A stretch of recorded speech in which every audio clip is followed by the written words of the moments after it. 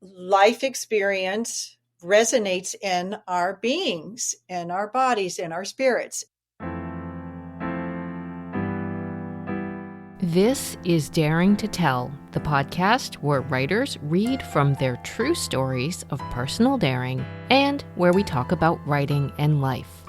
I am Michelle Rado. I never did see nothing like that. I never did dream nothing like that. Writers who read their true stories of personal daring. That's how I've described this podcast, as you just heard. But I want to linger on that word read for just a moment. We talk about writing and the experiences that resulted in that writing because many people also write to heal.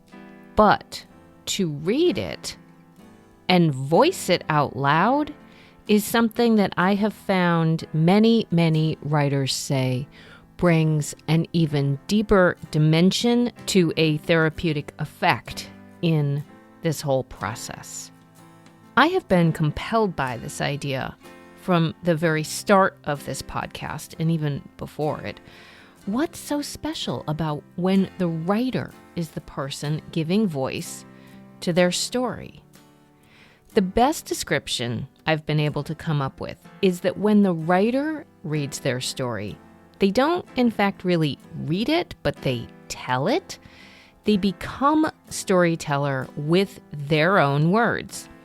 When someone else reads it, it may be well executed, but it loses something in that 1 degree of separation away from the writer.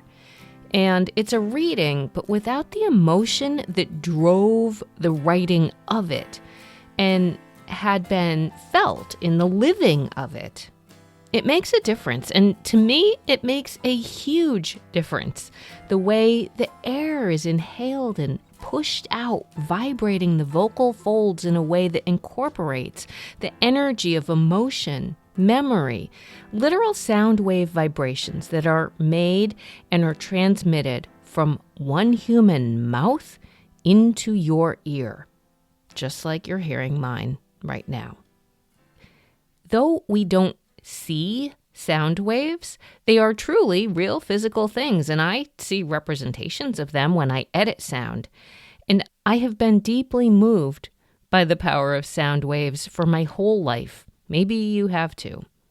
Today's story contains the power of voice in an entirely new dimension that surprised, I think, and calmed her on what I believe I can safely say was the most traumatic day of her life. The writer we are speaking with today is Cyra Sweet Dumitru. She has a new memoir called Words Make a Way Through Fire, Healing After My Brother's Suicide. So, yes, this is a book that discusses his suicide. And if that is not a topic for you at this moment, please consider this your heads up. You may know that there are resources available to provide real help and support if you know someone who you are concerned about, or if you've been the survivor of a suicide death, or if you yourself have thought about harming yourself in some way. There is a national suicide and crisis lifeline available 24/7. All you have to do is call 988. Cyra mentions this and other resources in this episode, so you will hear some of that again.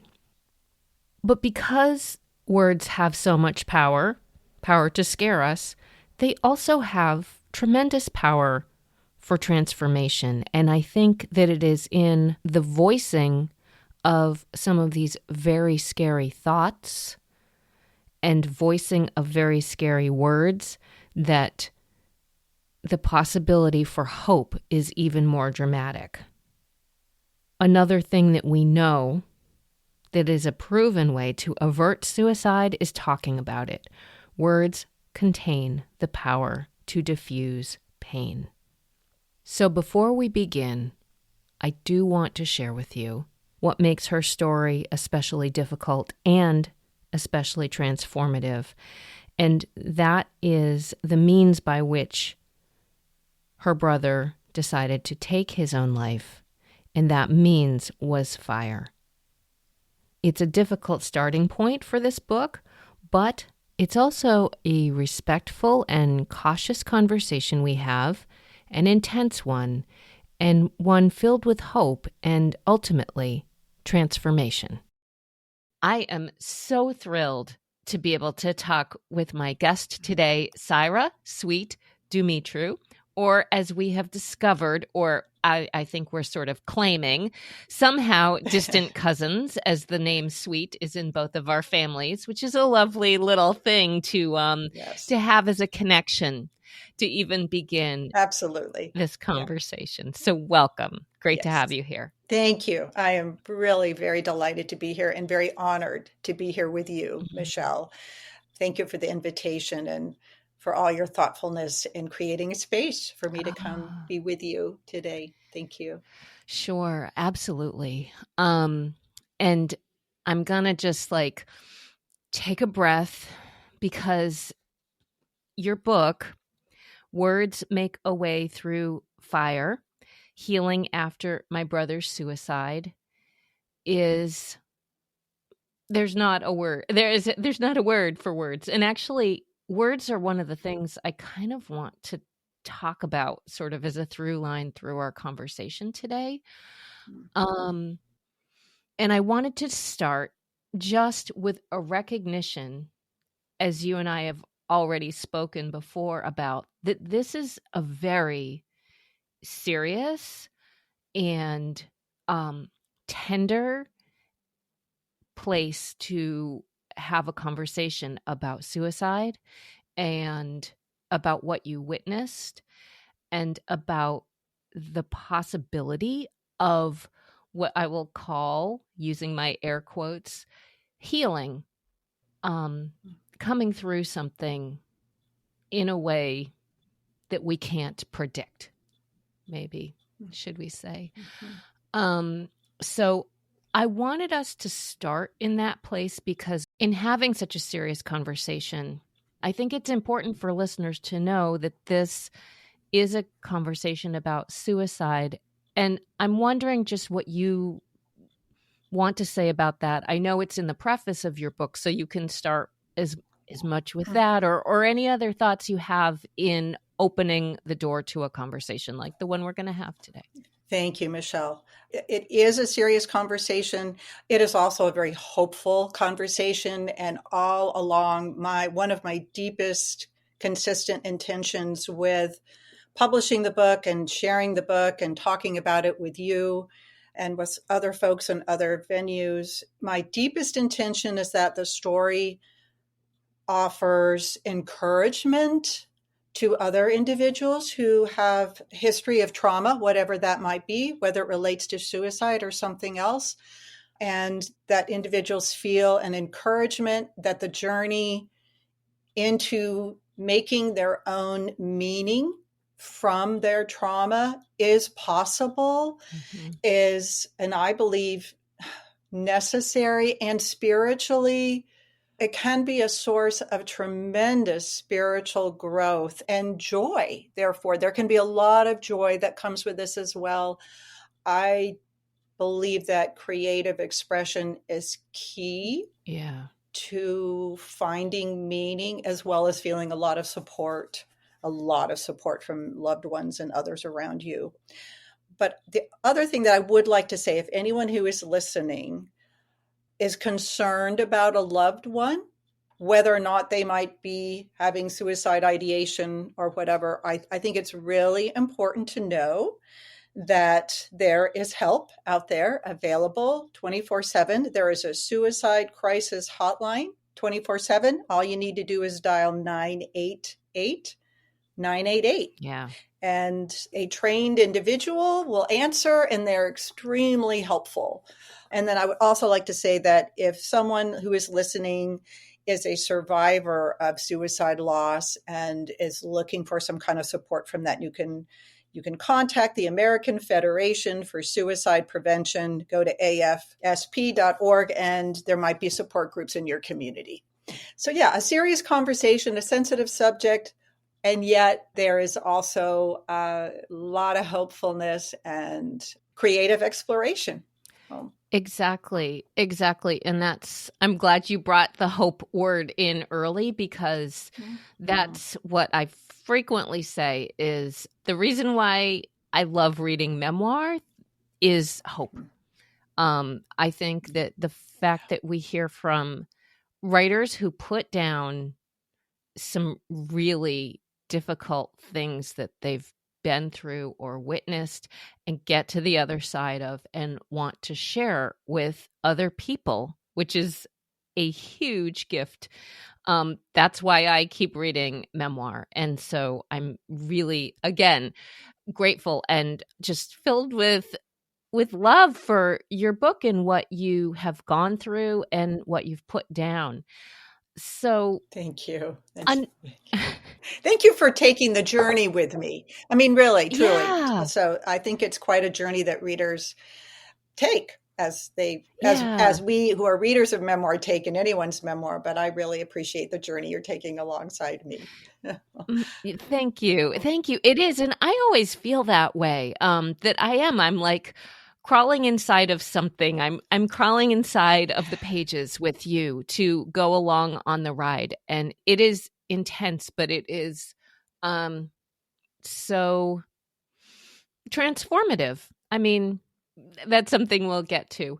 Um, One of the questions I usually like to ask early on is about how you came to writing. But how you came to writing is pretty wrapped into the book, which I think anyone who decides to get it and pick it up will read. But why don't you start with that, if that makes sense, Oh, it from a does. slightly different angle? Yeah. Yes. Oh, I think it's a wonderful way to begin, Michelle. Thank you. Yes. I am blessed to have been the daughter of parents who loved language, loved reading, loved storytelling. And my early childhood was just infused with both my mother reading aloud to myself and my three brothers. I'm one of four. So, mother reading aloud to us with a very dramatic voice. She so Oh, I love it. Yeah, so she could make the characters, like in Peter Pan or Mary Poppins. Those were kind of some of the really special books back in, well, the early 60s, I guess. She could just bring these characters to life in her voice. So, and I was very young. So I feel like my imagination was really powerfully stimulated by listening, through the ears and often Mm, sitting on the beach in the summer there in Connecticut. So that was right. what my mother really brought to this. And then my father, who worked in New York at that time, New York City, would, come home, and then we would often gather again in the summer and maybe sit around the campfire there at that same beach. And he would tell us stories. He would invent stories from his childhood called The Baby Pirate. He was a baby pirate. Oh. So I know that that's where language began to make a place inside of me that connected to being in circle with others, so a connection with others. And it so stimulated my imagination.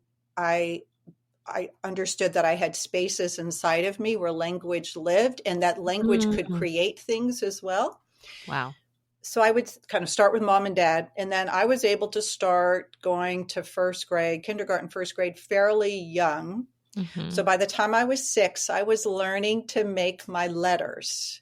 Yep. And I thought that was fascinating because they're shapes. Mm, And so, like an A or an O, they sort of start with a certain shape, but then some of these other letters began to have tails, like a J has a tail yeah. or a P has a tail. And then some of them might have an arm, like a long arm kind of sticking up like a K or an F. And Hmm. so I found making my letters to be amusing, and the letters themselves looked alive. So I knew my letters early. And then one day when I was in first grade, I was home sick, probably with a sore throat. And I remember that I had an image of a bluebird in my mind. And it was probably singing or something. And I thought, oh, I could write about that image. I know how to write and I know Mm. about poems. So I found some paper, I found a pencil, and I began to write the words that I knew how to write. And all I can say is the way I translate today as an adult, what I experienced then as a child, it was as if the bird was no longer singing in my imagination. It was literally in the room with me. Hmm. And I understood in that moment that writing was going to be important to me all my life because it was a source of life and creation. So, Wow. That's really something. I mean, to have that sense so young. I mhm. love that about writing the letters and about the bluebird, which I know you have a poem about that comes up in your book. And I especially love that your mom read out loud to you Yeah, and how voice is also a really big role in writing and creativity. yeah. Do you want to say more about voice at this point? Well, voice is quite a character in the memoir. There's a lot of Yeah. levels of voice, and you're absolutely Let's right. start with like It an begins. entry level one. Yeah. Oh, okay, Because yeah, it develops. So let's take it in pieces, maybe. okay, thank you. But I love how you point out, Michelle, that yeah. So first of all, we begin with voice, mother's voice, my father's voice, that the spoken voice that a child is taking in, and then understanding that there is voice in words because that's what mom and Yeah. dad are reading. Okay, so there's voice Right. there. And then I imagine as I'm responding internally, maybe I'm hearing my own voice in response to Mm-hmm. what is being read to me. So the voice begins there. So voice is it's a real physical thing, what we're using right now Yeah. here to speak to each other. Yeah. And it vibrates our whole body actually as we speak, Yep. which is one of the reasons why spoken poetry, I think, can be so healing.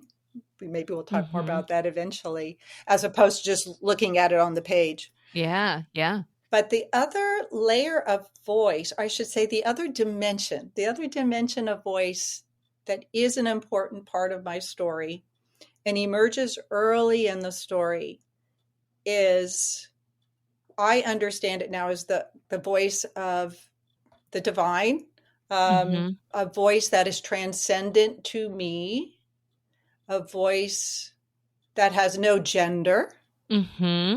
and a voice that knows me and cares about me and actually can call me by name, Yeah. sometimes calls me by name, often does not. But often I feel the presence of voice as perhaps kind of like an intuition or a nudging in a certain direction. And it's usually a very affirming, positive direction, the direction of love. Yeah. Yeah. But in the story of my being a survivor of a loved one who committed suicide and being a witness to that event, voice showed up for the first time in my life and speaking to me by name. It was the first time I'd heard voice speaking Mm. to my name, was actually in a threshold moment. So I'm 16 years old. Mm-hmm. It's February, and we're living in Cincinnati. I'm 16. My eldest brother, David, is 19. I'm one of four children. David's the eldest. Then there's my brother, Noel, and then there's myself, and then my younger brother, Peter. And my older brother, David, had been struggling with depression and difficulties. And there was a moment as I was getting ready to leave on Mm-hmm. a Friday night to go on a date. I was preparing to go, I was brushing my teeth in the bathroom, and then I suddenly heard my brother outside, and he had turned out mortally wounded himself with fire. Yeah. And I knew in that moment, kind of looking out the window, I knew that he was not going to survive this, and I knew that I was going to need to try to help him in some way. And I just recall turning and looking at the mirror Mm-hmm. and having this threshold moment. And that's where a voice called me by name and actually said, Cyra, Yeah. Cyra, Mm-hmm. this is going to be very difficult for you, but you need to go out there and do what you can for your brother. And some part of you is going to have to deal with that. And some part of you is going to have to hide because it's going to be very overwhelming. It's going to be very difficult. Yeah. I will be with you. And that part of you that's hiding, someday this is all going to circle back. And that was just such an extraordinary moment. Right. And I felt like I was being prepared as much as anyone can be prepared. Mm-hmm. And I also felt as if a promise was being made to me longer term. Mm-hmm. It happened so quickly in a flash. And then I had to go out and do what I needed to do. And Right. Right. but it was that promise that voice made me that I felt like eventually, really decades later, after I'd done a whole lot of writing about this, and I was wondering whether or not this really was a story to share with the larger world and what the perspective might be. Uh-huh. And that was Michelle when I realized, I think really the deepest story here is that promise, that suggestion that voice made that there would be a coming back together, a reintegration. Right. That there would be someday. That I realized, my goodness, that has happened. That has happened. Wow. And that to me is the deepest story, the story of that happening little bit by little bit. So that was the moment that it did sort of circle around, literally. Yeah. Yeah. Wow. Yeah. When was that? It feels like relative to my life because, I am 67 now. It seems like it wasn't that long ago, like maybe 7 years ago, 7 or 8 years ago. I think it's about right. And I believe I realized, oh, yes, that's the deepest story there. And that is a very beautiful and important and transcendent and hopeful story to tell. Mm-hmm. And within that, yes, is the story of traumatic loss, losing David, the nature of that, the consequences, the really tragic consequences of that for the whole family, and my own struggle within that. That's in there too, but that's being held by this much larger, much larger presence. Container. Yeah, maybe yes, I'm container. trying to imagine that word along with you. Yeah. That's quite remarkable. And I love hearing how layers or levels or, containers move outward in our life to continue a development of making sense of these incomprehensible or horrific things that happen to us or that we witness or that we experience. And it is a process of undoing or redoing or like diving in and being open to it along the way. So I don't know. So often I feel like we arrive at the end of a book and go, oh, and now it was quite a bit to get there. It was not a quick process, I guess. Not that anyone should think that it would be, but yeah, very interesting. Mm-hmm. Well, and you used the word container or a moment ago, and the layers and the poems that I wrote were helping me, I think, even experience the layers, identify the layers. Yeah. And they also offered me, when I could find a metaphor or when a metaphor found me, and I'll say that's one of the ways in which I felt like voice showed up a lot along the way. Yeah. Kind of putting me in a situation where I realized the metaphor was there and it felt like it found me. I felt like that was from voice. When I could find a metaphor, when a metaphor found me, that made so much sense for some aspect, for holding some aspect of my experience as Right. being the witness of David's demise. That was huge because the metaphor can hold some of the logic, the emotional logic, and some of the energy. Yes. And bring some order to what feels chaotic. Right. And there's such a relief in that. They're like, oh, okay, I found a way to express that. I found some language for my experience. I don't have to hold it so tightly anymore. Oh. Yeah, that's beautifully articulated. And because one thing I haven't said yet is the word poetry, which, by the way, is how you make your way. Those are the words that make a way through fire. And the poems are, I almost feel like another metaphor popped up in my head as you were saying that. It's almost like the poems in your book are the bricks and the prose is the mortar that holds them together. And so we go, maybe the mortar is thicker than you typically see, but the bricks are the pieces, are the ever growing sort of development of healing, shall we say, through your story. And another thing I want to say personally is this book was also a wonderful, you held my hand going into poetry together. I have been a person that's been a little poetry avoidant, shall we say.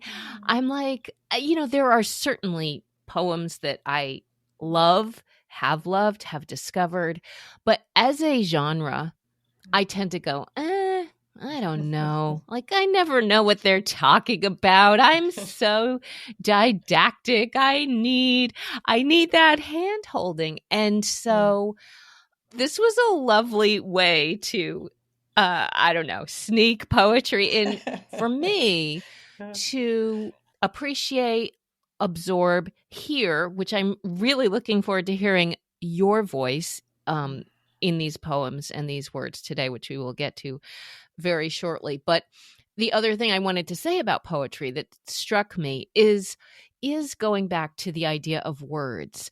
And words can hold so much. And I love the idea of energy too. It's like finding the right word that contains the right energy is like a puzzle, which I think you sort of describe at one point too, that it all clicks into place when you feel that you've gotten the right one.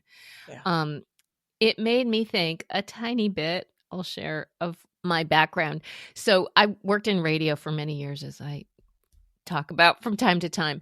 And I was a promo producer. So I produced the on-air promos where we like 30 seconds, 15 seconds to describe something, a show, an image of the station to let listeners know, like, this is what our station does, those kinds of things. And I felt like I was really bad at it for the first, 20 years of my career. That's probably not entirely fair. And there's a lot of like formatic stuff. It's like, this event is coming up and those kind of things. But eventually, what I came to when I was really trying to say, like, how do we get at the essence of something I'm trying to describe about what our station does for people? I would say, okay, I need to just pick a few words that have the feeling of what it is we're trying to talk about. And I'm not saying they were poems by any stretch, but I think the idea of trying to come to a succinct, powerful, emotional description of something, I recognize the process in how you described poetry for you and in poetry as a creative expression. So that was really something I appreciated and enjoyed about the book, because to read them as we went through, I was like, okay, it captured snapshots of these moments in time as you're working through processing the trauma, if you want to describe it that way. I mean, Mhm. the trauma, the loss, the grief, all of it. Well, I am so grateful for your analogy about the poems in the book being like bricks and the prose around it being like the mortar. I think that is Mm-hmm. terrific insight, and I may repeat that elsewhere. Please do. Thank you, It Michelle. just popped in my head. I was like, that's what it is. It's That like thick mortar and precious bricks. So yeah. Well, there are places in the book where the poems are helping to tell the story. They're essential. They're Yeah. embedded within the Yeah. prose. And then there are other Right. places where the poems are actually kind of the subject of the prose. They're being I'm analyzing them. I'm exploring. I'm asking the question, what is it about that poem that just brought me this sense of internal healing? Why did that happen? Right. I'm curious Yeah. about it. I've thought a lot about why I needed the prose and then why I needed the poetry, Mm. why I needed Yeah. both those forms to tell this story. And so going along with the mortar and the brick. So for me, the mortar is perhaps more the narrative thread over time. And in the narrative thread, it's also asking questions, explicit questions. There's some explicit reflection. It's kind of consideration. I'm considering things out Right. loud. I'm Right. considering things out loud, and I'm reflecting what's happening internally. So it's probably a little more head oriented, although I'm also talking about my feelings at times. Mm-hmm. But the poems are where I am expressing what it's like to actually live in that moment with a particular feeling. I am trying to convey my physical experience and my emotional experience, which is part of the physical experience, and sort of my state of spirit, sort of my spiritual Mm. experience. I feel like poetry, more than any other written form, gets at all the dimensions of who we are as human beings. And when Mm. there's concrete imagery in a poem, which means when there's an image, when there's a language that appeals to our sight, our sense of touch, sense of taste or smell, that's really creating sensation, like literal sensation. That's what we call concrete language. That's the knowing of the Mm. body. That's my body's knowing. Right. And by conveying that, I'm actually, hopefully, and it sounds like this worked well for you.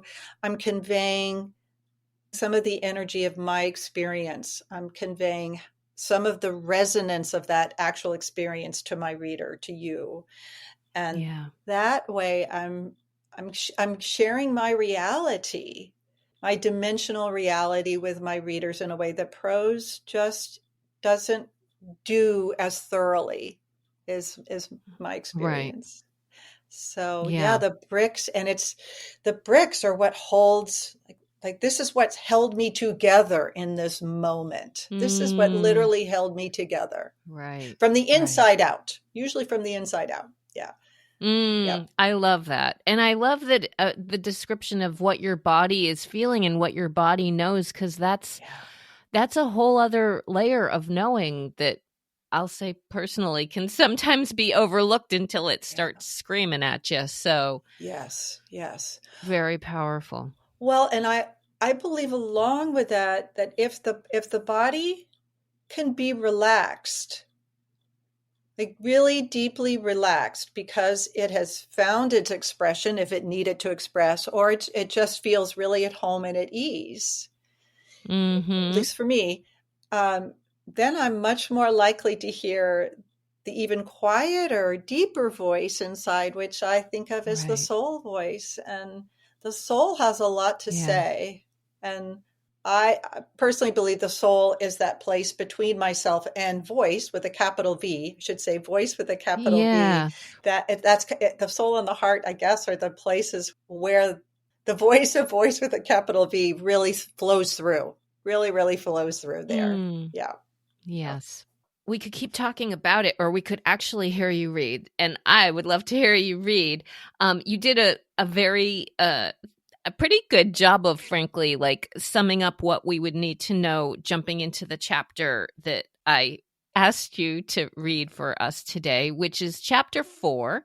So this is pretty early on in the book. It has to do with another word that I love and that I think about a lot, which is trust. Yeah. Trying to trust myself is the title of this. And the notes that I wrote that have to do with setting up this chapter include what you had said about your early childhood in Old Greenwich, Connecticut, and then you had moved to Cincinnati when you were 6, that you have 3 brothers, 2 older and 1 younger, and David, who is the person who you witness his suicide, is the oldest. He was 19 when that happened in February of 1974. And your brother Noel was 17 and you were just barely 16, and your brother Peter was 14. So this is what happens in this family at this moment. And you did give us a description of what you witnessed that night, which you also prepare us for in the book before chapter 2, which is where you have the scene of witnessing your brother's suicide. So at chapter 4, you're pretty close and looking back at this. Yes. I'll stop talking now. Yeah. And unless there's anything else you want to say, I think that's relevant before we start, you can start whenever you're ready. Yeah, no, I really appreciate reading this chapter, and this will be most of the chapter, and I think there's nothing more to add. So, chapter 4, trying to trust myself. Indiana University, Bloomington, Indiana, 1974 to 1978. At the age of 17, I began college at Indiana University in Bloomington. For reasons I can't explain, the idea of being one student among tens of thousands appeals to me. I want to hide right out in the open amid a crowd. Worried about everyone in my family, I don't want to be too far from home. Indiana University is just a 3-hour drive from Cincinnati, and yet is in another state. Away, but not too far to get home in a hurry. Get home in a hurry. Get home in a hurry. Home? I begin my college experience with high hopes. The new freedom and new ideas crackling in the air invigorate me. Fabulous free jazz concerts given by serious-minded music students, theatrical presentations, and poetry readings. It feels electric. I apply myself to my studies, then get stoned on marijuana during weekends and drink too much, finding myself in compromising situations with male students that I regret later. I can't take hold of myself. Often I feel as if I am spinning or floating, as if I have no solid ground inside of me. Octopus tentacles grip my heart, my lungs. Being stoned erases sensation, erases time, briefly. I am successful at my studies. I am flailing in my personal life. In early November, I call my parents to say that I will be home the following weekend, while Dad is still in town. During recent months, he has been living weeks at a time in his childhood brownstone home on Garden Place in Brooklyn Heights, preparing it for sale. He has overseen the completion of extensive repairs and renovations, decided which family furniture to keep and which to sell, and auctioned off Grandpappy's extensive coin and stamp collections. When Mom and Dad both get on the phone with me, Dad drops a bombshell. He will not be in town the following weekend, nor for Thanksgiving. Instead, he intends to be in Brooklyn Heights, spending the holiday with a female friend, someone very dear whom he has known since elementary school. He tells me that she returned recently to her childhood home across the street to companion her elderly mother. Casual conversations between them have led to a renewed and emotional friendship. Dad would like for me and my brothers to meet her. My parents tell me that they recognize their marriage is over. They feel mutual love and respect, yet no longer the sustained bond of marriage. Mother makes clear that she supports Dad in his growing attachment. She makes a point of saying she does not feel betrayed. The words are hard to hear. I feel betrayed. I am not ready for another person to enter our family. I had hopes that David's death could bring my parents back together, somehow. Worried about how my younger brother is taking this news, wanting to reach out and comfort him, I call our high school the next day and ask a counselor who knows me to pull Peter from class. It is a family emergency and I need to speak with him urgently. Knowing our family history, she brings Peter to the phone. Turns out, Mother and Dad have yet to tell Peter what they told me. I feel terrible about what I just revealed inadvertently, making the situation worse instead of better. I am growing up. I am grieving. I am tangled in many emotions. I want to hang on to family members before they leave me one by one. I grieve the loss of my family as feeling intact, a feeling of loss that I have carried with me since the age of 6. Finally, it finds expression in this poem. We were a circle once. We were a family circle once, complete and continuous. We gathered around a campfire near the sand. The Connecticut beach was our altarpiece. Sparks crackled from the logs like monarch butterflies. Dad told us his stories. We lived his childhood as well as our own. Splashing in the bathtub, he sailed as a boat. Home was a fur-lined glove, though even then, shadows leapt in my room with a slanted ceiling. Anger had its moments too. I threw scissors at Noel when he ripped my paper dolls, striking the back of his neck. David threw a rock at Noel, who didn't duck. Noel threw a kitchen knife at David, who did. Peter was barely out of his crib. But these were more the skirmishes of children than eddies of a raging river, balanced by brothers bathing curiously with jellyfish. We moved to Ohio. Dad stuffed his stories into a briefcase. Mother spoke her grief by hurling pots and pans in the kitchen. David trained a parakeet to fly to his finger, then sit on his shoulder. But the older he grew, the more he smoldered. I crawled into my wall with a porcelain rose handle and lit candles. We drifted off into shifting angles, and the wings of butterflies are folded hearts, afraid to land for fear of falling apart. I am successful. I am flailing. I finish my first semester with a 3.9 grade average. I receive a semester's worth of credits for work in high school, which makes me a sophomore when I begin my second semester. The idea of graduating in 3 years and a summer takes hold. Ultimately, I do so, but I nearly sabotage myself along the way. More importantly, based on reading my journals required for class along with various essays, an English instructor tells me that I am a poet. He recognizes this quality in me and encourages it. He urges me to register for a spring poetry writing workshop taught by a friend of his, who eventually becomes my first poetry writing mentor. Take yourself seriously as a writer.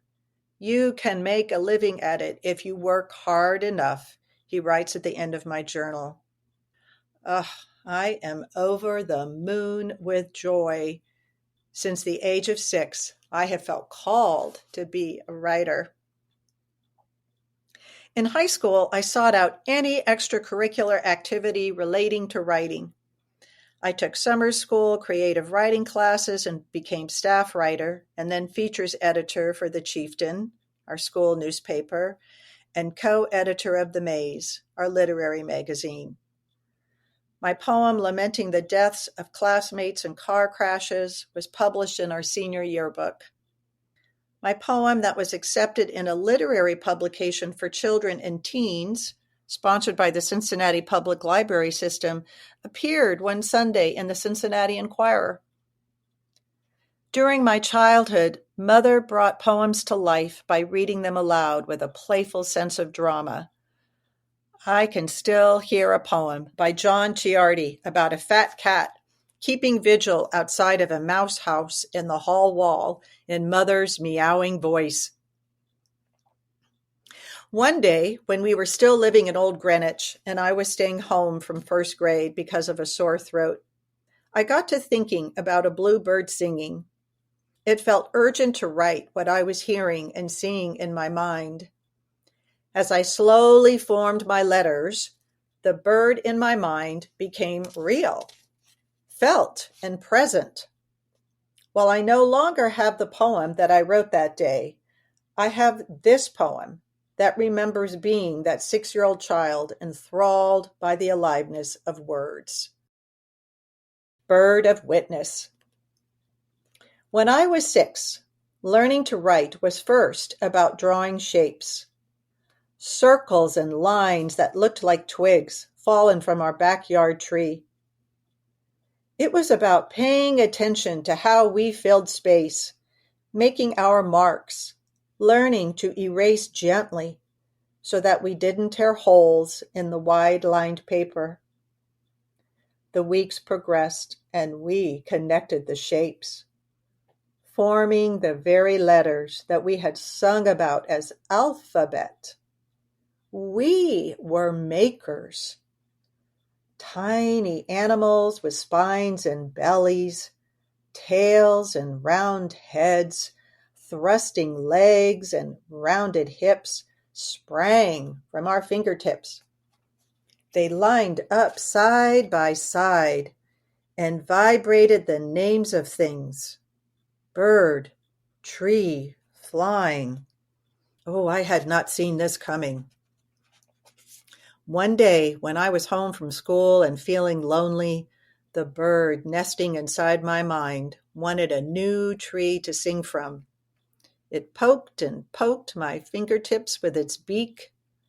Find a pencil. Find some paper. I tore out a page with wide lines from my tablet. I found a pencil. My fingers led me as I followed the sounds stringing together an image from my mind. Words whispered. Then it happened.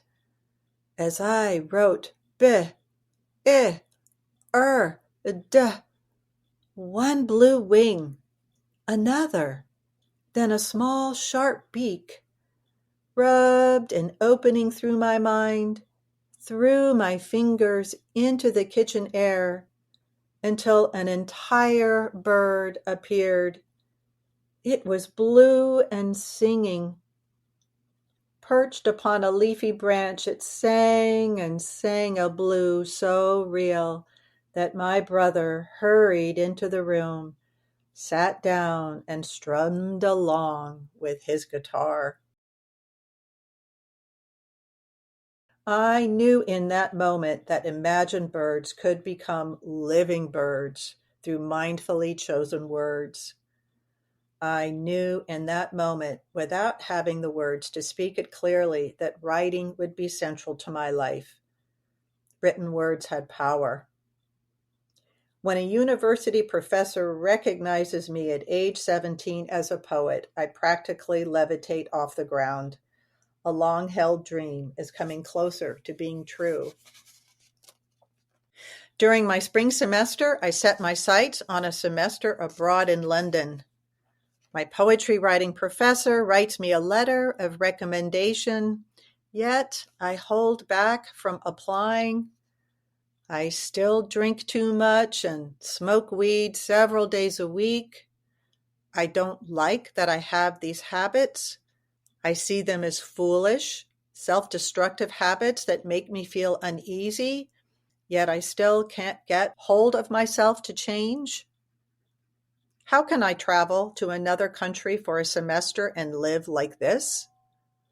What regrettable trouble might I find myself in, far away from home? I don't trust myself. I am battling internally. I can't quite name the combating forces within me.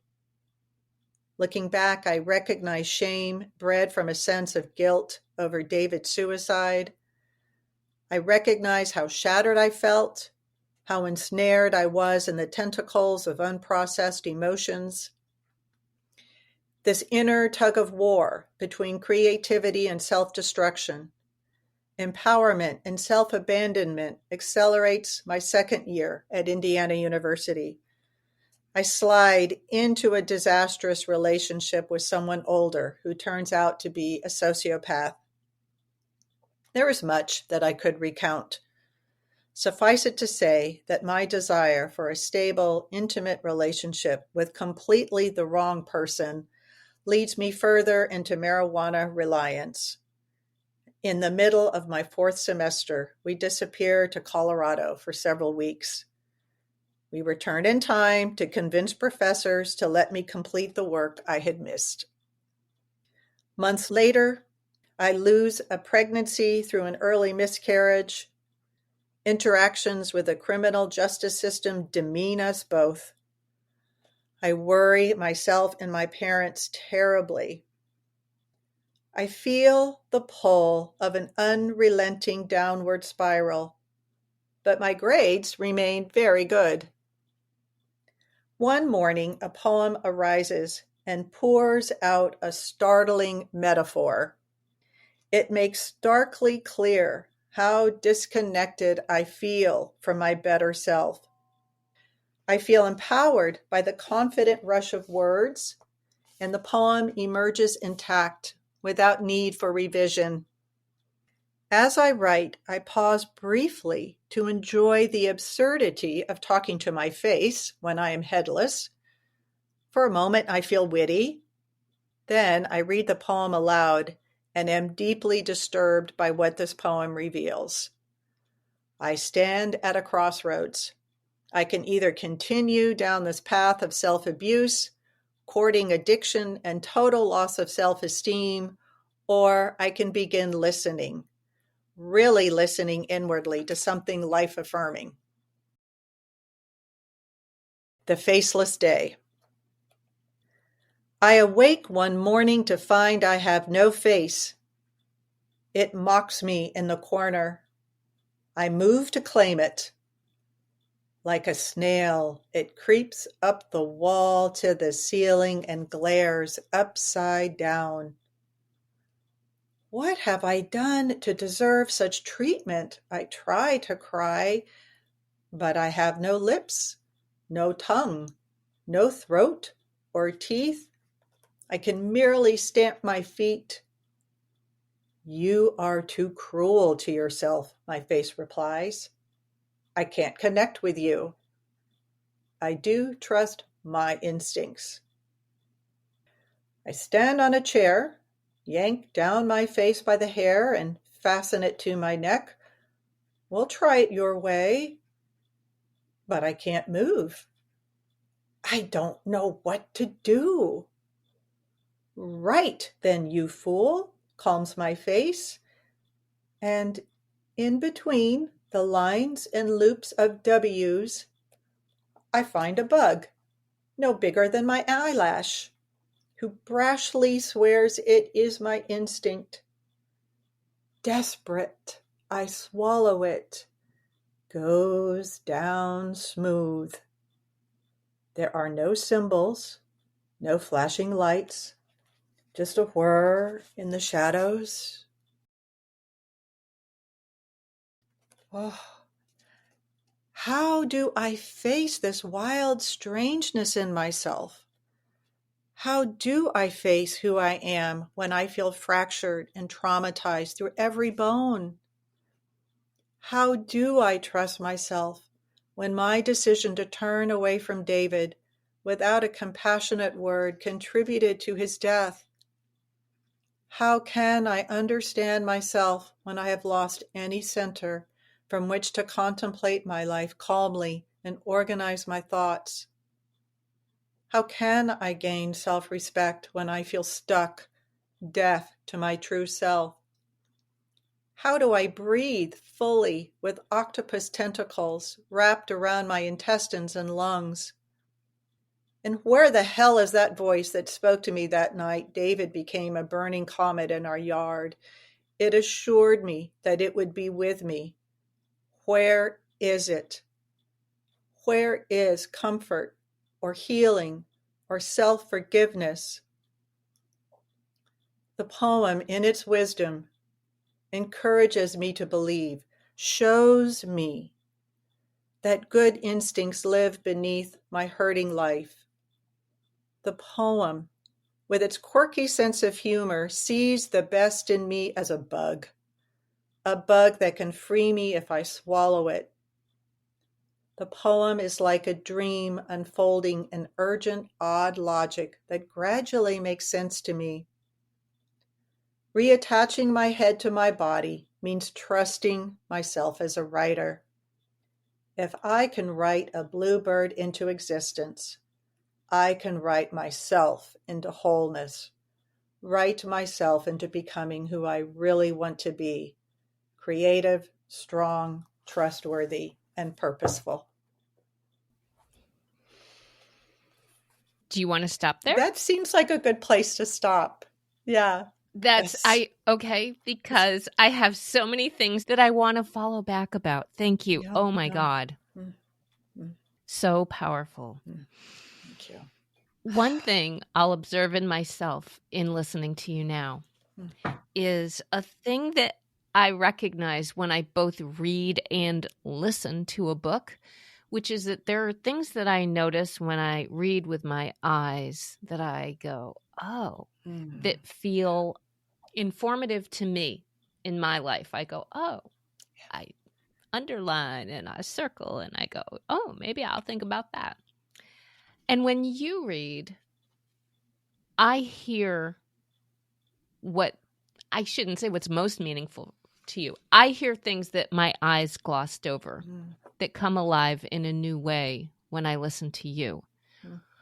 Yeah, that makes sense. One of them that I especially love that just went right past my eyes was the bug that's smaller than your eyelash. And the bug sees the best in, or you see the best in yourself as this bug. And swallowing it is not a way of pushing it away. It's a way of integrating it. Yeah. Which is a little different than like the way we might think of swallowing emotions to not process them. You are swallowing this bug, realizing that this is your instinct, and that instinct is connected to that word trust, and that you are trying to figure out how to do that in spite of knowing that you're going through some things that you don't really like about yourself, or that you recognize are some of those erasures. I don't know, like the erasure also became apparent to me more in how you read, because I did make a note before in the Bird of Witness, learning to erase gently. That makes me go, yes, please. We can erase. That's something, but let's erase gently. And what does that See, mean? that's one of the wonderful things about poetry. Like, it's literally true, Yeah. because if we erase with too much vigor, then we're going to tear the paper. Yeah. But yes, it can also be a metaphor for how we live in the world, Yeah. just bringing a sense of gentleness to our mistakes or to things we would like to go back and do differently. Yeah. Um, Exactly. Even your face from that spot on the ceiling or whatever says you are too cruel to yourself. yeah. So there you are, another layer of yourself talking to you. That Faceless Day, what a powerful poem. And as we were talking about before about the bricks and the mortar, I mean, that is a brick of gold there. I mean, do you remember writing it and how it came out of you? Were you I do. cognizant? Does that make sense? I remember pretty clearly, and I actually feel like that poem is the beginning of what became the book. I certainly didn't know it at the Mm. time.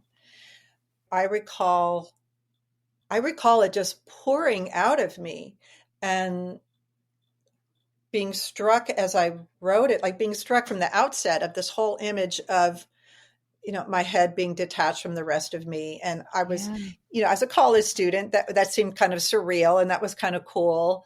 And Mm-hmm. which I think was good, because that there was a playfulness in it for me. And I didn't know where it was going. I just kept listening. I don't know where my poems are going when they start. I hear something and I begin to listen. And but then when it just kind of played itself out, and that whole dialogue that I was having with myself, like I say in the chapter, at first I thought it was witty and it was kind of funny and amusing. And Mm-hmm. then it really sunk in that there was so much disconnection from self that was being mirrored to me, which is one of the roles that poetry can play so powerfully, that ultimately can be thought of as medicinal. This poem revealed to me in a way that I could understand that I needed to make a choice, and that the choice actually was mine.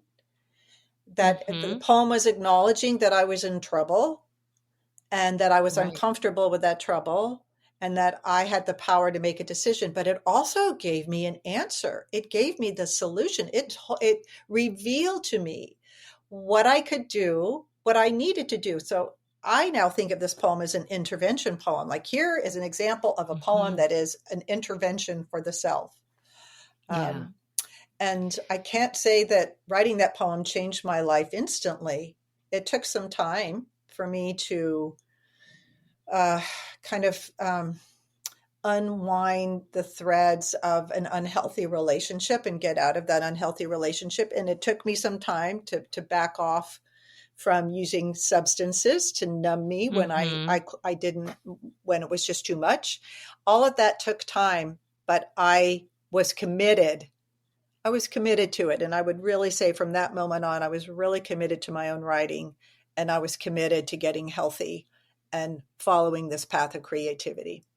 So, Yeah. That's beautiful. And one of the things again that I maybe look for, or the books that I gravitate towards, are ones that can sort of show this slow evolution towards you discovering the thing that you needed to find in order to be the answer to your own questions. Yeah.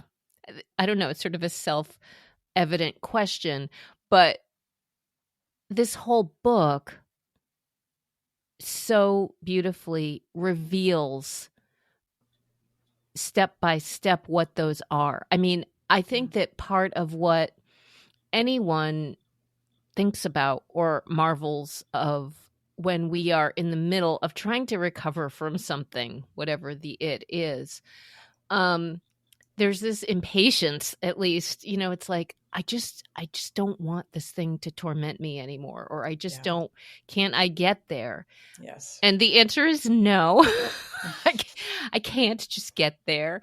I mean, I don't know. I'm being somewhat cheeky about it, but witnessing your evolution through all these poems and the prose that lead us through your developing self is how was in the writing of the book, I guess my question is, you used the present tense a lot. So I'm guessing that was a choice that you made in order to keep us embedded in each of those moments as you are on this journey.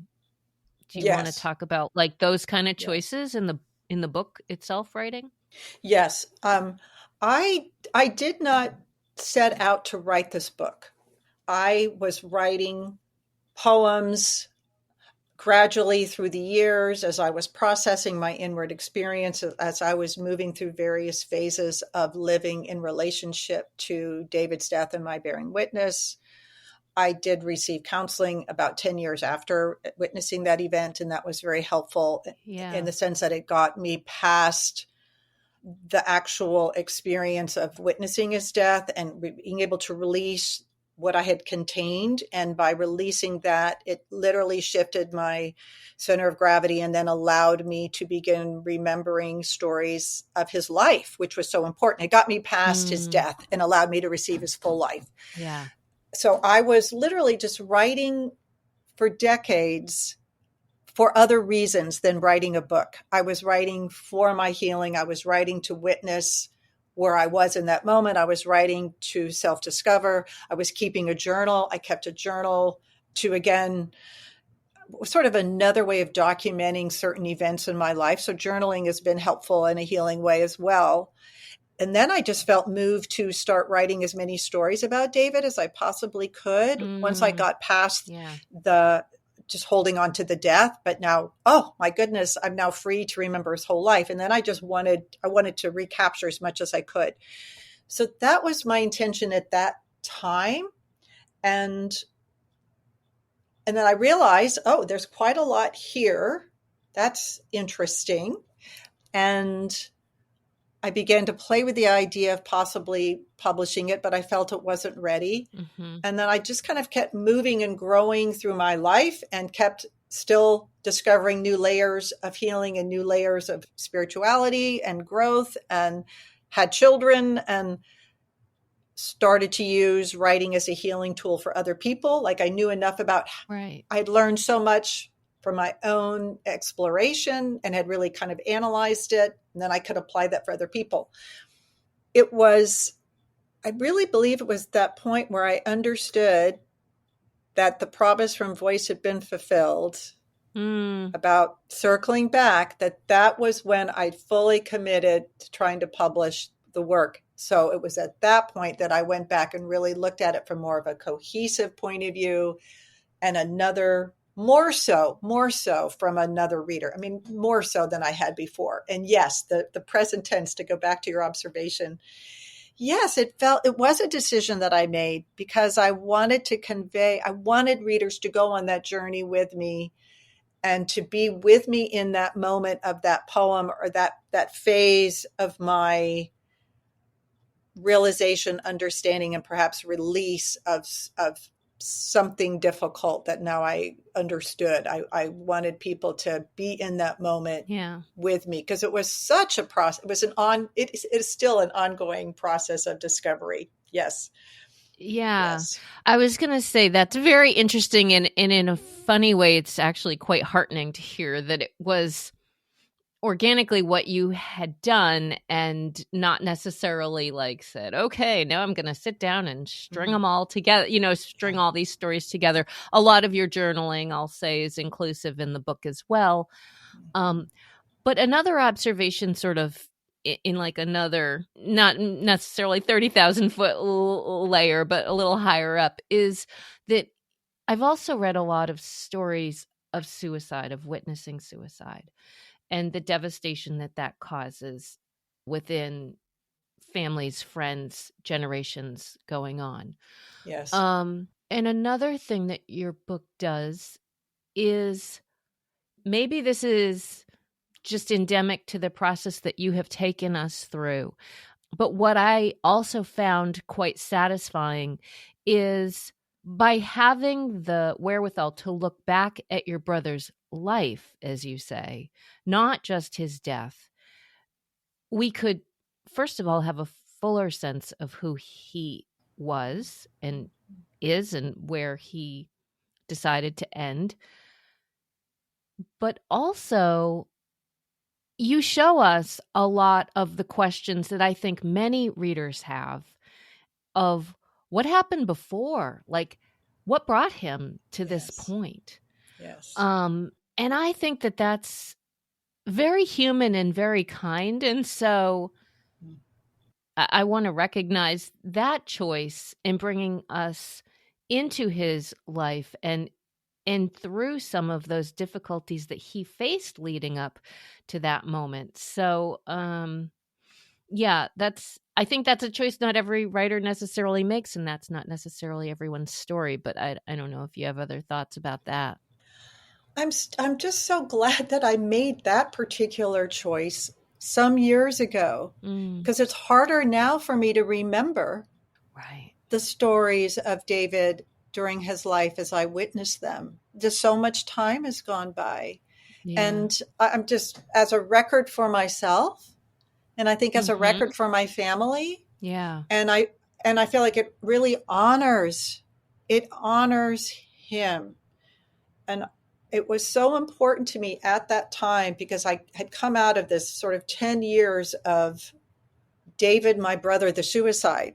Like it wasn't David, my brother. It was David, my brother, the suicide. Yes. And to be able to move well past the nature of his death was not only a huge relief for me psychologically and in every other way spiritually, Mm-hmm. it freed him. I believe it freed him Mm, in whatever spiritual realm, and it freed his memory in this realm to be all of who he was, and therefore it gave him a fullness and much more dimensionality, and that honors him. And I don't think I even fully appreciated that at the time. I was mm-hmm. following what I felt called to do. I knew it was important.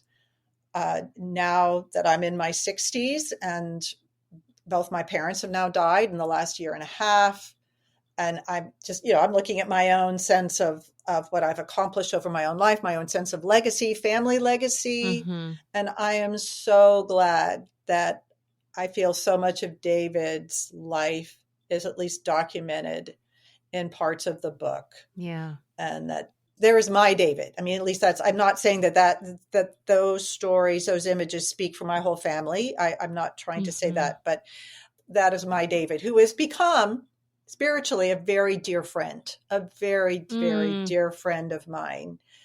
There was even a time, it was after I had gone to the counselor after 10 years and released the memory of what I witnessed and made that leap into wanting to being able to receive the fullness of David's life through other memories. And it was for probably the following year, and it certainly happened since then, but David will show up in my dreams from time to time. But there was a yeah. period where he was showing up a lot, and we would go back to that the childhood beach that I touch upon in We Were a Circle once. Right. That was such a place of family joy. And we would go back to the beach in my dreams and have a day of play together. And I would literally wake up from those dreams and feel connected, feel joy, feel as if I had been with him. And Mm-hmm. it happened quite a few times during those months. And it's my belief that his spirit came back to be a healing presence for me. Yeah. That was part of his gift to me. Yeah, there's a few things you talk about in the book about those moments, which is to me very heartening. And I love to hear when people have those sorts of experiences, because I like to hope that there's something else once we are done with the bodies that we're using here on this planet. Yeah.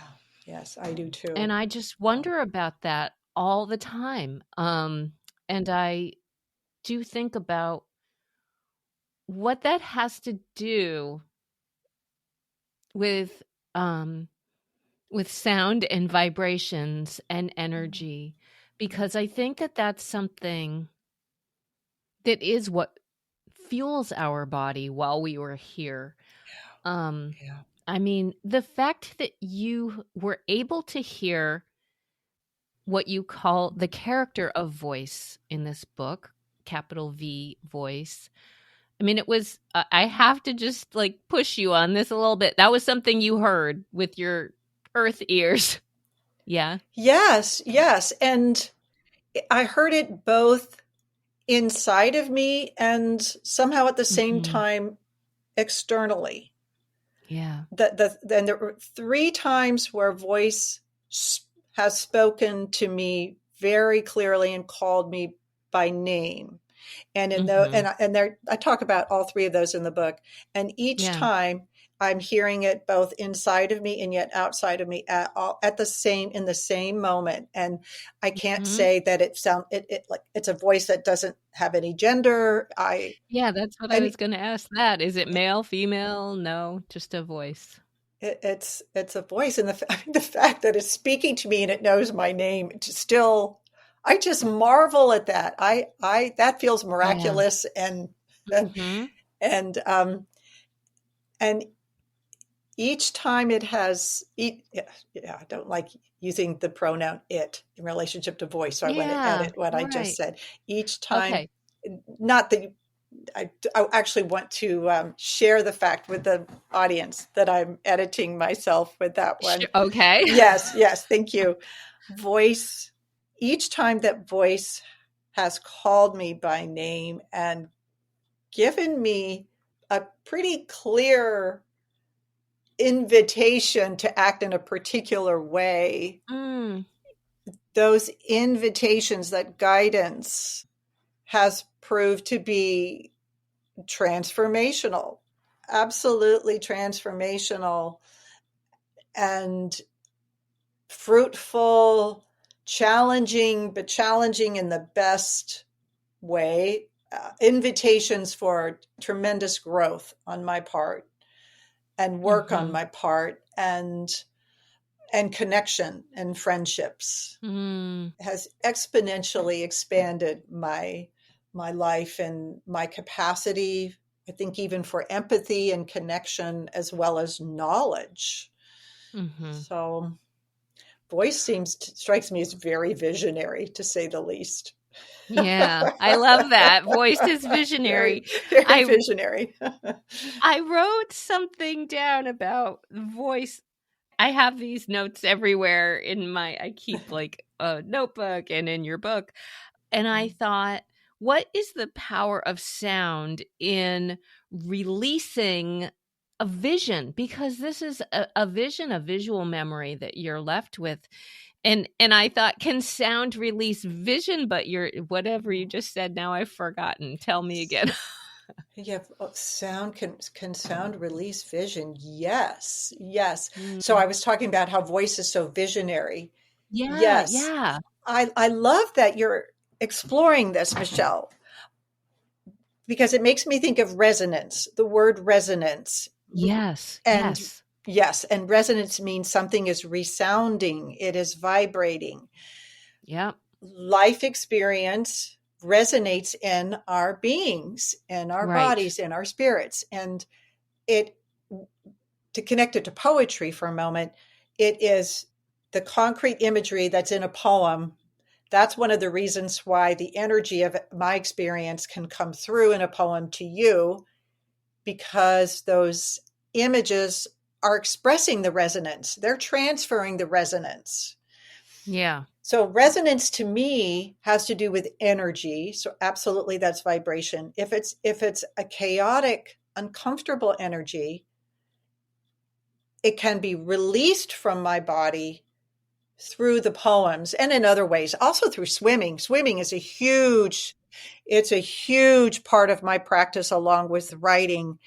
And I believe it absolutely has everything to do with resonance, because by Mm-hmm. swimming, the energy gets transferred literally from my body into the water. And I Mm, release a lot of tension because my whole body is being involved in the act of swimming. It's a very right. holistic way of moving. And it involves the Mm-hmm. breath and it involves rhythm. And rhythm has to do with resonance and vibration Right. too. Yes. Yes. So certain kinds of energies I think are very counterproductive for the body. And if we can release those, Mm-hmm.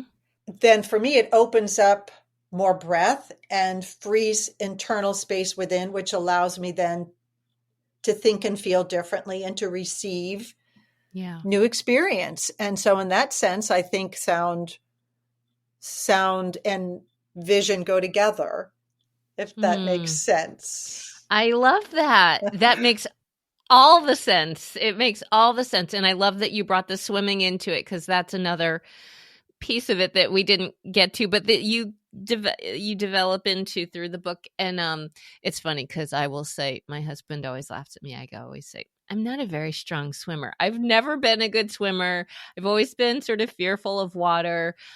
So like, this is a space where I go, oh, that's so great. I'm so glad she can swim and do. I'm really Yes. glad that works for you. Yes. That's not my, which is also part of the memoir reading, listening experience, is like, okay, well, I'll, I bet I have a thing that works for me, Oh, and yes. Yes. I love that through the writing of poetry, and another facet that you have gone into later in your life is literally like a certification for poetic medicine and working with students, other people who you are helping to guide through their stories through poetry. Now, maybe poetry isn't even the medium for, you listener who I'm talking to right now. Maybe it's something else. Maybe it's painting, or maybe it's like, I don't Yes. know why bowling just popped into my head. I don't know that it would be bowling, but maybe it's something. Um, but that we all come to our own thing, and that I got very clearly from what you wrote as well too. It's like, well, here's what worked for me, and because you listened inwardly. And that's another thing that I think about all the time, is like, how to listen inwardly more. Yes, I love that. Thank you, Michelle. Yes, I'm very delighted to hear that by my sharing what works for me, it gave you the thought process of, oh, I can be listening to what works for me and perhaps Yeah. continue, and what I already know, perhaps continue or even amplify what it is that I already know. I mean, the body knows. The Yeah, body it does. knows. It doesn't. I mean, it doesn't lie. It doesn't deceive. And not that we necessarily intend to lie or deceive ourselves, but the body just is. It's like a child a pet, a dog or a cat or something. They Yeah, just yeah. they're, It they just it is. just Yeah, it's like is. it It is. is. Yeah. Yes. So if we can cultivate in our own way a mindful connection to our physical being and find ways to listen and notice when what makes us feel tense, or notice what makes us feel really deeply relaxed, where we feel at home, where we might feel a kind of edge, that all Mhm. that is really great guidance for Yeah. discerning what works for us. Oh, Yes. And the way I understood that swimming was something I needed to recommit to was because I hadn't been swimming for a long, long time. And then suddenly I'm swimming in the ocean and I'm just noticing, oh my gosh, my body is feeling so good right yeah. now. Yeah. Oh my gosh. And it just so struck me and it felt so good. That was really all I needed to know. And then that I was on vacation, and then I went back to living in Norfolk at that time, and I bought a membership at the Y so I could swim year Right. round Right. and never look back. Um, Yeah. yeah. Yeah. Well, I took swimming lessons as a kid. Was awful. as an adult, I got like a little bit. Anyways, that part, not about me. But yeah, the swimming metaphors are very powerful. And I love the way you described that even just a moment ago of like making your way through something. It's like literally more ripples, more vibrations going outward. Yes. Well, and there's some resistance, but there's also flow, Yeah. which I find really fascinating. Like there Yep. is a way through, and one can feel buoyant, but it's really the rhythm that takes you through. So perhaps with your Yeah. swimming lessons, it just didn't, perhaps there wasn't enough time with that for you to find your own Yeah. rhythm of movement. And that can take a little bit of time, but yeah. It I'm all sorry takes that didn't work out for time. you as well, Michelle. I'm That's sure okay. something else has, but I'm sorry that didn't work I out. love taking long walks. That's very Yes, nice. That yes. works for me.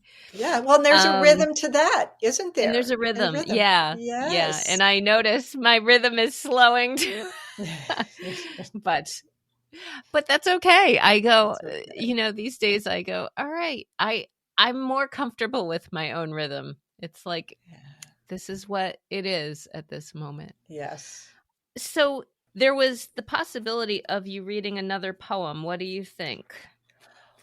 I am always And you delighted don't have to read a poem. okay. I was gonna It's like, say you don't ask. have to say yes. Oh, no, I love reading poetry. And I was thinking, actually, the poem that I would probably most really love to read would be the Owl Okay. Woman Yep, Dream that's the poem. one I was Okay. thinking. Yeah, Okay, yeah. great.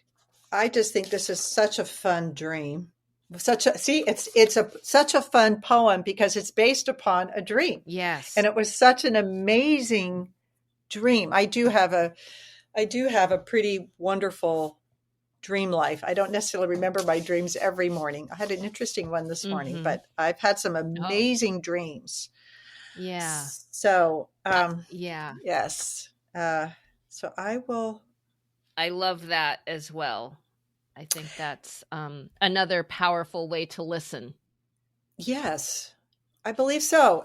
And I do believe that I have had some dreams that have been given to me by voice. I also feel like it is Mhm. it's yet another way that voice is communicated to me. Yeah. And Yeah. one of the reasons why I'm really delighted to be reading this poem now and here is because I feel like, given what I read when I was from the chapter where I'm 17, what was happening for me when I was 17, I feel like this poem remembers that person I was at 17 and brings her into another space that is closer to the space where I am in right now. So in a sense, I feel like this poem is revealing the completion of the circle that I felt was the promise made to me by voice that Yeah. night. So, Yeah. yeah. Yeah. All right. Well, let's hear then Owl Woman Dream, which if I'm sort of estimating where we are in the book, so we were like pretty early on chapter 4. This is now at least 2/3 of the way through. So Yes. further development, as you say. So Yes. whenever you're ready. Thank you. Owl Woman Dream. One morning you receive a message. Across the mountains, another woman is gravely ill. Will you journey to the bedside of an ailing stranger? You do not advertise your healing services, so the summons surprises. Of course I will come, you reply by rubbing together two stones. Their spark of light signals two friends who immediately appear. Let us hasten, you say. We must travel a great distance, so we will become owls. The three of you stand in a circle around a blue basin of water and declare that your intent is pure as water, fresh from hidden springs. Then you leap into the bright air, not knowing how else to become owls. Wings unfold from shoulders and backs. Your bodies layer with gold and feathers, and your talons still bear turquoise rings. You ascend, lifted by a spiraling updraft, which sends you flying southeast, high over green mountains and rain-fast rivers. The sensation of flying feels natural, effortless. Rabbits bound across a grassy field, surprised to see owl women flying. Mountain ranges fold swiftly into one another as you gain speed and height. A valley emerges and you spiral down toward a small stone house. You land upon the front porch, taking your first step as woman again. You enter the house and follow the scent of sage down a long hallway, floorboards creaking. As you step into her room, the ailing woman gazes at you with your 16-year-old face. You have come at last, she says. The voice in the mirror promised that you would circle back for me someday. Speechless, you nod and step towards her. She rises.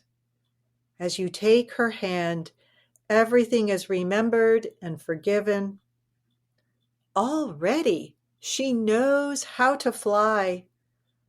Already, she knows the way home.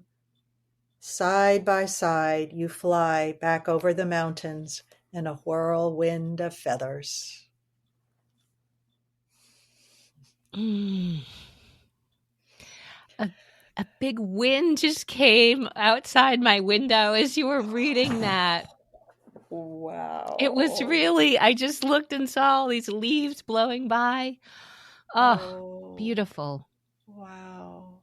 Beautiful.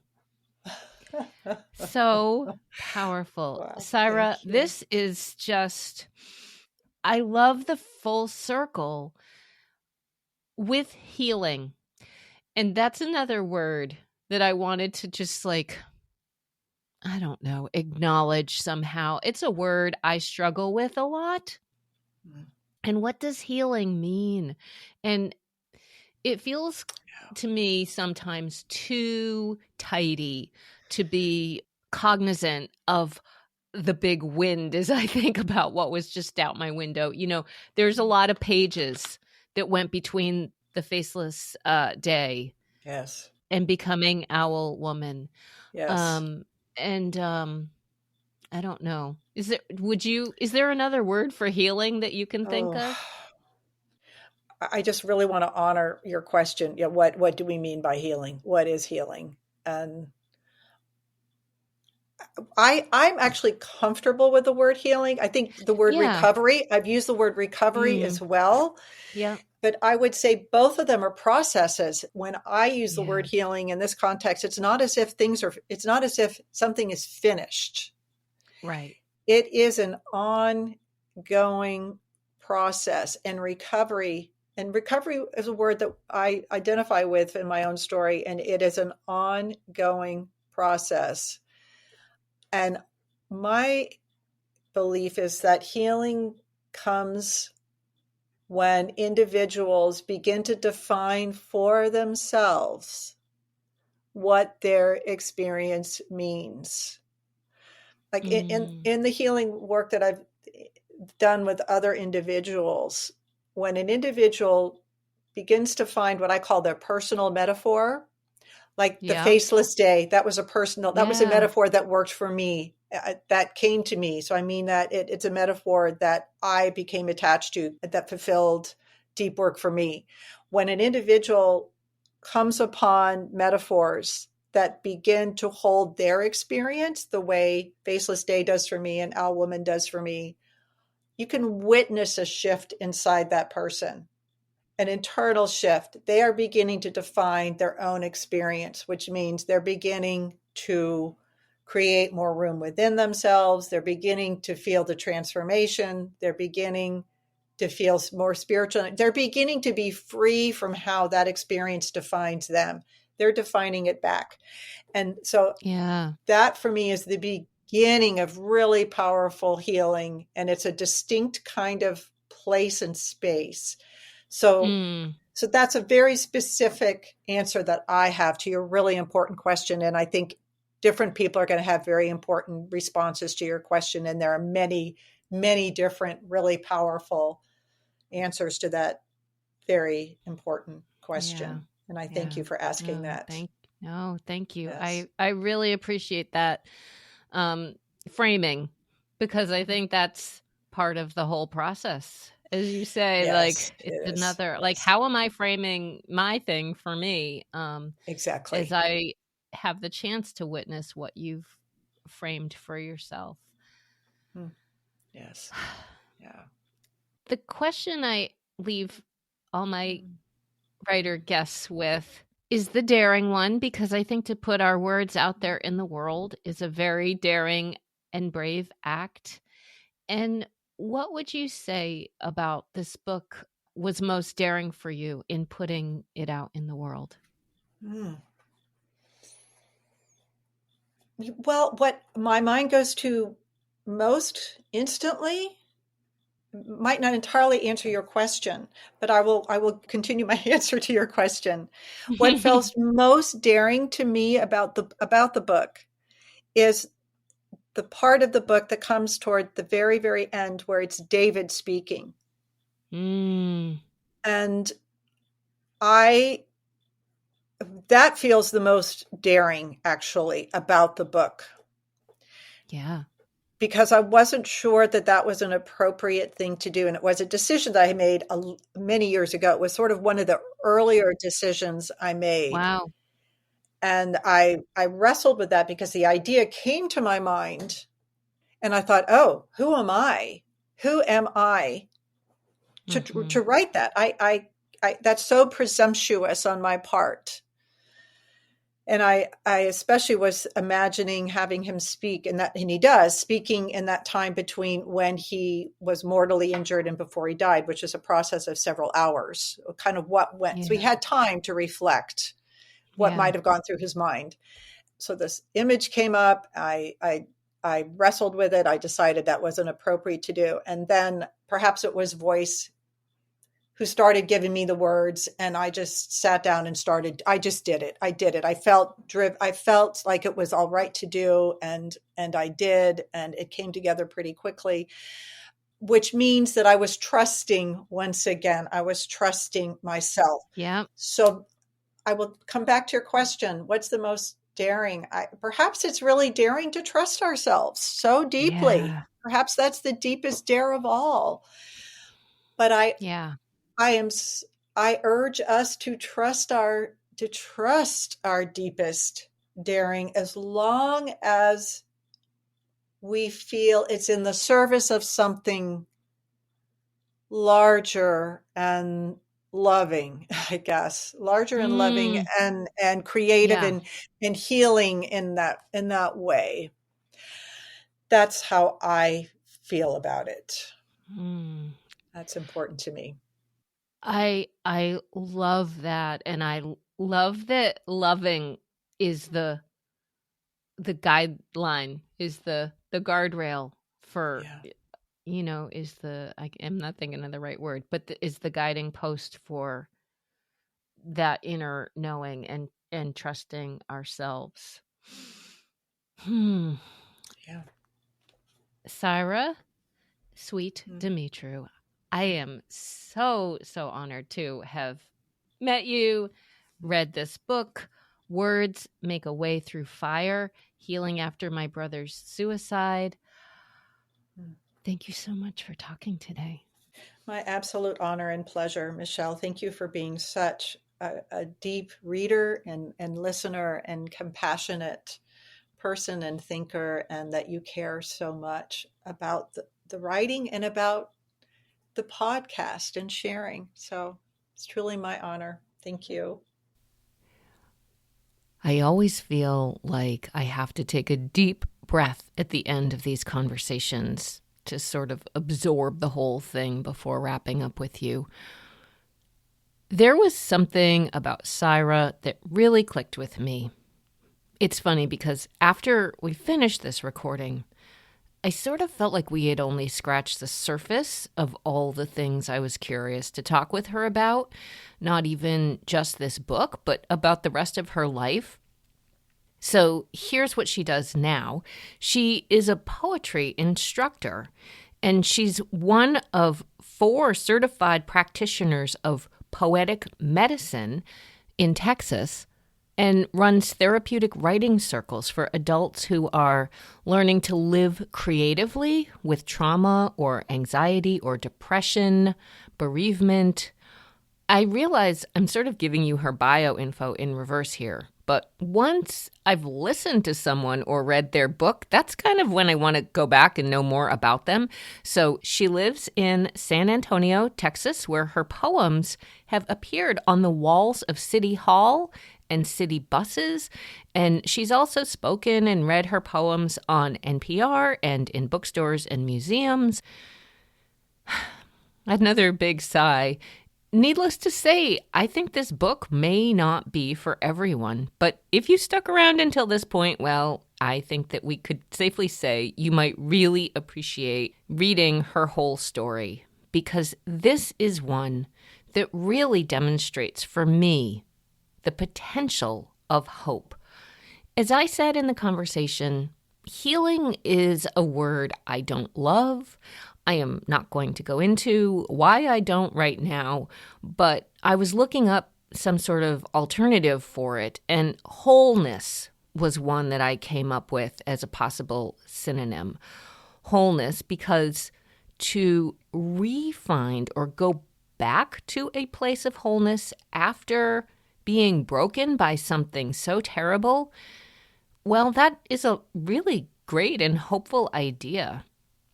It actually reminds me of my conversation with Nancy Collins a couple months back and her perfectly imperfect pottery story, and that Japanese concept of wabi-sabi.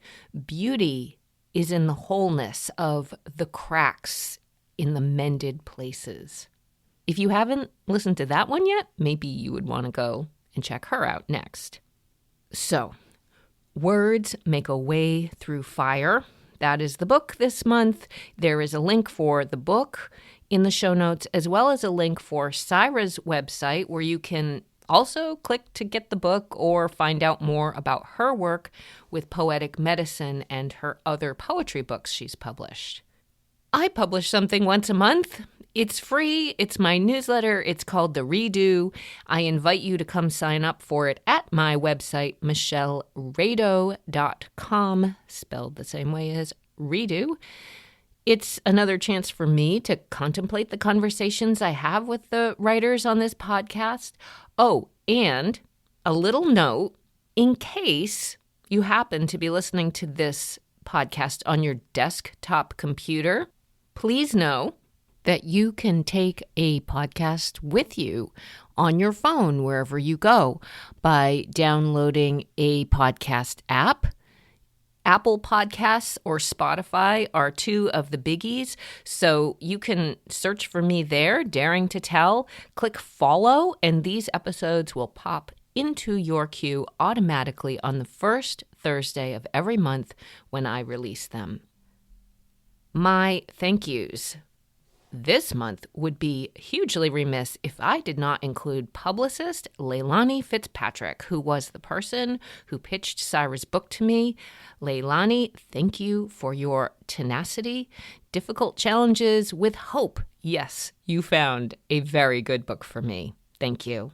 A thank you again, of course, to Cyra Sweet Dumitru for your book and conversation, and to the most transformative vibrations I know from my singer-songwriter husband, Phil Rado, whose music graces this podcast. Most of all, thanks to you for sticking around to the very end and for daring to listen. I will catch you next time.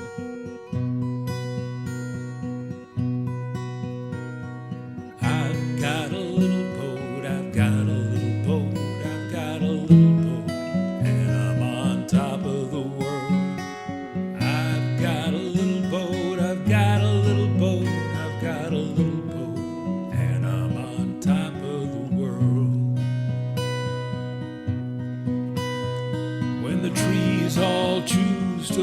down on me. I hold my head high, I hold it high. When the wind blows fast past my looking glass, I let it go by, just let it go by. I've got a little boat, I got a little boat, I got a little boat, and I'm on top of the world. I've got a little boat, I got a little boat, I got a little boat, and I'm on top of the world. When the room gets empty and the walls so tall, my voice gets small and I feel so small. When the meadow is filled with rocks and stone, I leave 'em alone, I leave 'em alone. I've got a little boat, I got a little boat, I got a little boat, and I'm on top of the world. I've got a little boat, I got a little boat, I got a little boat, and I'm on top of the world. When I don't know what is coming next, I close my eyes, close my eyes.